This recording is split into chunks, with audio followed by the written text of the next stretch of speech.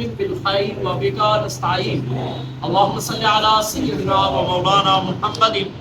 وعلى آل سيدنا ومولانا محمد وبارك وسلم الصلاة والسلام عليك يا رسول الله وعلى آلك وصحابك يا رسول رب العالمين بسم اللہ الرحمن الرحیم وَإِنْ اور اگر تم ہو تم علی سفر میں اگر تم سفر میں ہو ولم تجدوا اور نہ پاؤ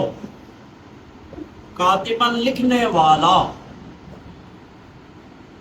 فرحان مقبوضہ تو رہن میں کوئی چیز رکھ دو قبضہ دی ہوئی فَإِن پس اگر امنا اطمینان ہو جائے بعضکم تمہارے بعض کو یعنی قرض دینے والے کو بعضاً بعض پر یعنی مقروض پر فَلْيُوَدِّ لوٹائے فَلْيُوَدِّ الَّذِي وہ آدمی الَّذِي اؤْتُمِنَ جس کو امین بنایا گیا ہے یعنی مقروض امانتہ اس کی امانت یعنی قرض خواہ کی امانت لوٹا دے وَلْيَتَّقِ اللَّهَ اور چاہیے کہ ڈرے اللہ تبارک و تعالی جل جلالہ سے ربہ جو اس کا پروردگار ہے وَلَا تَكْتُمُوا الشَّهَادَةَ اور نہ چھپاؤ ولا اور نہ تکتموا تم چھپاؤ الشہادت شہادت کو ومن اور جو کوئی ومن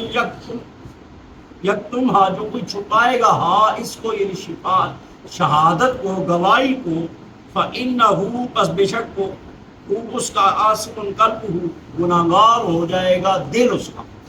جو گواہی کو چھپائے گا اس کا دل گناہگار اللہ اور اللہ تبارک و تعالی جل جلالہ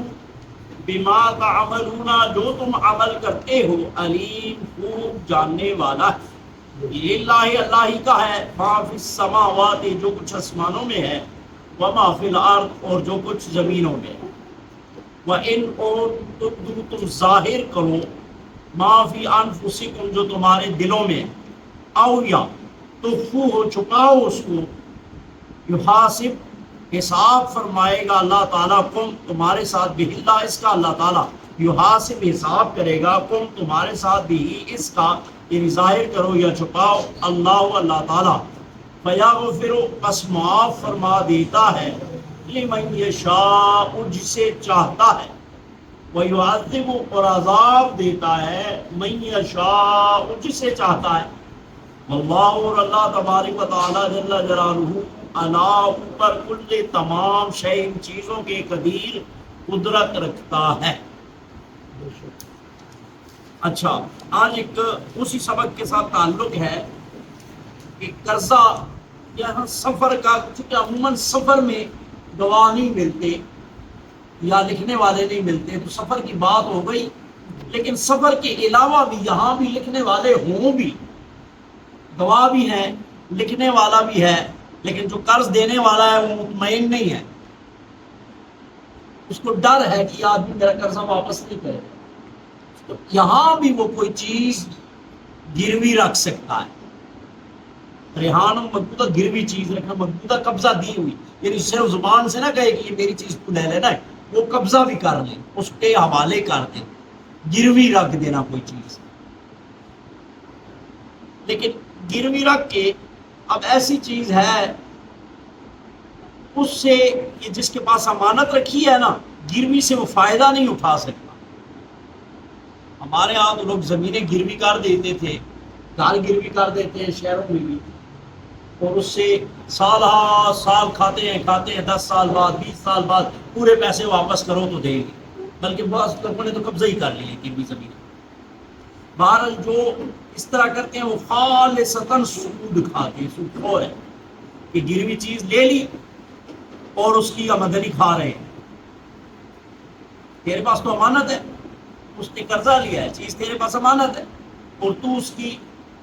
امانت سے فائدہ حاصل کر رہا ہے، گویا سود کس کو کہتے ہیں؟ یہ گروی جو چیز ہوتی ہے یہ سود ہے۔ البتہ کچھ ایسی چیزیں ہوتی ہیں، مثال کے طور پر کسی نے گائے بھینس کسی کے پاس گروی رکھ دی،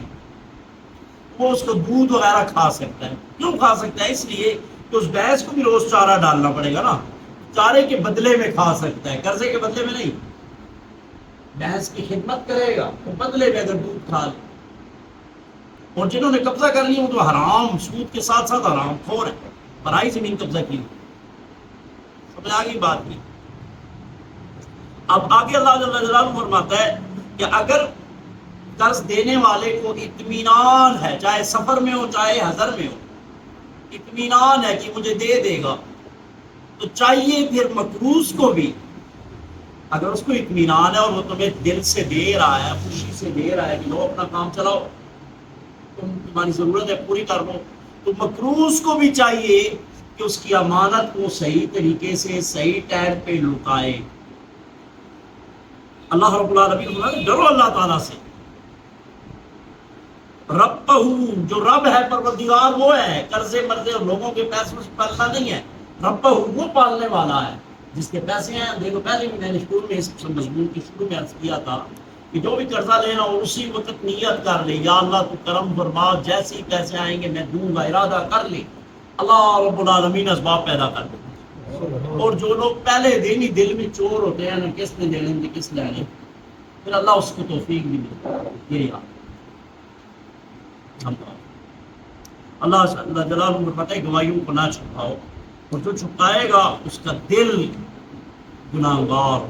یعنی ظاہر و باطن گناہگار ہو۔ اللہ جل جلالہ تم جو کرتے ہو اس کو خوب جانتا ہے۔ اگلی آیت مبارکہ میں اللہ جل جلالہ فرماتا ہے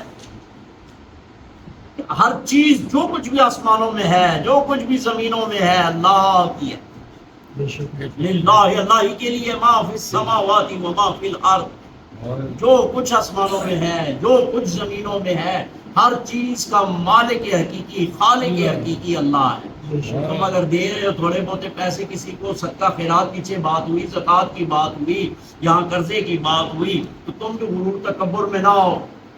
اور لینے والا بھی غفران نعمت نہ کرے، دوسرے کے پیسے ہڑپ نہ کرے، خالق کائنات کی طرف رجوع کرو، جو زمین و آسمان کا مالک، ہر خزانے کا مالک۔ آگے اللہ جل ارشاد فرماتا ہے جو تم ظاہر کرتے ہو نا، اللہ اس کو بھی جانتا ہے، جو تم دلوں میں چھپاتے ہو دلوں کے بھیدوں کو بھی جانتا ہے، ہر چیز دل کے راز کو بھی جانتا ہے۔ ظاہر اگر تم غلط کرتے ہو اس کو بھی جانتا ہے، صحیح کرتے ہو اس کو بھی جانتا ہے، خفیہ باطن میں جو صحیح کرتے ہو، تمہارے ارادے نیتیں اچھی ہیں وہ بھی جانتا ہے، بری ہیں وہ بھی جانتا ہے۔ آگے اللہ جل جلالہ ارشاد فرماتا ہے ہر چیز کا اللہ تعالیٰ حساب ہے۔ اللہ تعالیٰ ایک ذرے برابر بھی تم نے نیکی کی ہے نا، ہم نے تو یہ مولویوں نے عام طور پہ ذاکر قسم کے اور ہمارے جو مقرر قسم کے لوگ ہیں نا، بس وہ انہوں نے ایسا ماحول بنایا کہ بس جیسے ہی جائیں گے میدان محشر میں فرشتے کھڑے ہوں گے، وہ سر آپ آگے آؤ جی جنت تشریف لے آؤ، انہوں نے تو ایسا ماحول بنایا ہوا ہے۔ پھر قرآن کریم فرقان حمید کی ساری تعلیمات کدھر جائیں گی، حضور کی ساری حیات طیبہ کدھر جائے گی، حدیث شریف کدھر جائے گی، ہر چیز کا حساب ہوگا، یہ یاد رکھو، ہر چیز کا ایک ذرے برابر بھی قرآن میں اللہ فرماتا ہے جس نے نیکی کی ہے نا، ذرہ، یہ جو آپ اندر کمرے میں بیٹھے ہیں اور تھوڑا سا روشندان کھلا ہوا ہے، سورج جس میں نکلتا ہے نا تو دھوپ اندر آتی ہے، اس میں ذرات آپ کو نظر آتے ہیں نا، اتنے ذرے برابر بھی جو تم نے نیکی کی ہے نا اللہ تعالیٰ تمہیں وہ دکھا دے گا، اور اتنی برائی بھی جو کی ہے یہ بھی دکھا دے گا، اور ہر آدمی کو اپنے کیے کی، ہاں یہ علیحدہ بات ہے، بعد میں اللہ رب العالمین کسی اور نیکی کی وجہ سے کرم کر دے، پیارے محبوب صلی اللہ علیہ وسلم کی شفاعت سے بخش دے، لیکن خوف بھی رکھو وہ جبار اور قہار بھی ہے، وہ غفور رحیم اور کریم بھی ہے، وہ جبار اور قہار بھی ہے۔ فَيَغْفِرُ لِمَن يَشَاءُ، جسے چاہے بخش دے۔ یہ یاد رکھو اللہ تعالیٰ، مثال کے طور میں آپ کو اس کی ایک مثال دیتا ہوں، فرض کرو میری ایک بکری ہے، دودھ ہوں تب بھی ٹھیک ہے، اس کے بچے بھیجوں تب بھی ٹھیک ہے، رکھوں تب بھی ٹھیک ہے، ذبح کروں تب بھی ٹھیک ہے، مجھے کوئی گناہ تو نہیں ہے، غلط تو نہیں کر رہا، پکڑ کے کسی کو مفت دے دوں، کر سکتا ہوں سارے کام، کیوں؟ مجازی طور پر میں اس کا مالک ہوں،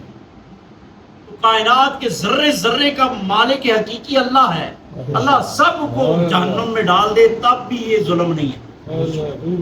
مالک ہے، سب کو بخش دے تب بھی ٹھیک، سب کو نہ بخشے تب بھی ٹھیک، لیکن اس نے اپنے ذمہ کرم پہ کر لیا ہے کہ جو نیک ہیں ان کو بخش دوں گا، جو گناہ ظلم کرتے ہیں، زیادتی، کافر، مشرک، ان کو نہیں، یہ خود اس نے اپنے ذمہ کرم پہ کر لیا ہے۔ اور یہاں جو فرمایا فیغفر لمن یشاء، بس جسے چاہے بخش دے، اس سے مراد یہ ہے کہ جس نے گناہ کیے ہیں، غلطیاں کی ہیں، کافر مشرک تو نہیں بخشا جائے گا، گناہگار ان میں سے جس کو چاہے بخش دے، یہ کیا ہے؟ اس کا فضل ہے، نہ بخشے تو عدل، ظلم پھر بھی نہیں۔ کیونکہ اللہ تبارک و تعالیٰ جل جلالہ جب اپنے ذمہ کرم پہ یہ کر لیا ہے عدل کو، عادل ہے۔ اب یہ ہے کہ کوئی آدمی اگر عمل اور کردار کی وجہ سے بخشش کے قابل ہوگا تو اللہ تعالیٰ اس کو بخشے، یہ نہیں کہ اسے بھی چاہے تو بخشے چاہے تو نہ بخشے، یہ اس نے اپنے ذمہ کرم پہ کر لی کہ اس کو بخشے گا، کیونکہ اب اس کو نہ بخشے تو یہ ظلم ہے۔ اور جو گناہگار ہے اس کو چاہے تو بخش دے تو اس کا فضل، نہ بخشے تو عدل۔ اور جو گناہگار ہیں وہ یعذب من یشاء، جو گناہگار ہیں ان کو بخش دے تو فضل، نہ بخشے تو عدل۔ بخش دے، اب آپ ایک مزدور کو دیہڑی پہ لگاتے ہیں، سارا دن وہ مزدوری کرتا ہے، جب کام ختم کر لیا اس نے 1000 روپیہ دیہڑی دینی تھی، آپ اس کو 1000 روپیہ دیتے ہیں، یہ عدل ہے۔ اور اگر 800 دیتے ہیں تو پھر کیا؟ یہ ظلم ہے، اللہ ظلم سے کہا۔ اور اگر 1000 کی بجائے 1200 دیتے ہیں تو یہ کیا ہے؟ یہ فضل، مہربانی، صدقہ خیرات، یہ اچھا عمل ہے۔ اللہ جل جلالہ بھی عمل سے کسی کو جتنا عمل ہے اس سے کم جزا نہیں دے گا، اور سزا میں جس کے ساتھ چاہے فضل کا معاملہ فرما دے، جس کے ساتھ چاہے عدل کا معاملہ۔ پھر دیکھو سمجھ کو ایک بات، وَإِنْ، اور اگر، تم ہو تم علی سفر، پر سفر کی مسافر ہو، وَلَمْ، اور نہ، تجدو، تم پاؤ، خاطباً، لکھنے والا، فرحان مقبوضہ، وہ گروی رکھ دو، قبضہ کی ہوئی چیز، یعنی ایسی چیز جو مقروض کے قبضے قرضہ کے قبضے میں ہو،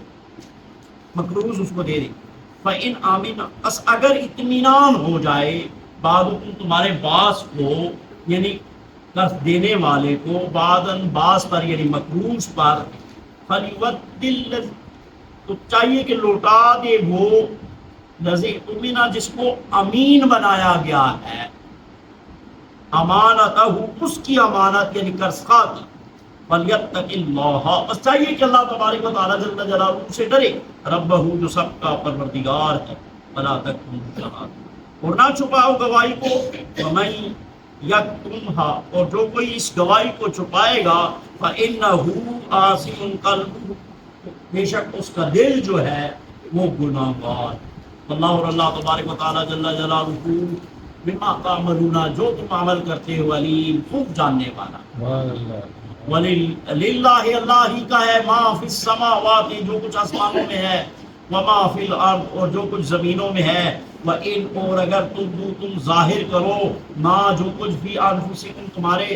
دلوں میں ہے، او تخفوہ، یا اس کو تم چھپاؤ، یحاسبکم، حساب فرمائے گا تمہارے ساتھ ہی اس کا اللہ تعالیٰ، فیغفر، بس معاف فرما دے گا، لمن یشاء، وہ جسے چاہے گا، ویعذب، اور عذاب دے گا، من یشاء، وہ جسے چاہے گا، واللہ، اللہ تعالیٰ، علی کل شیء قدیر، ہر چیز پر قدرت کاملہ۔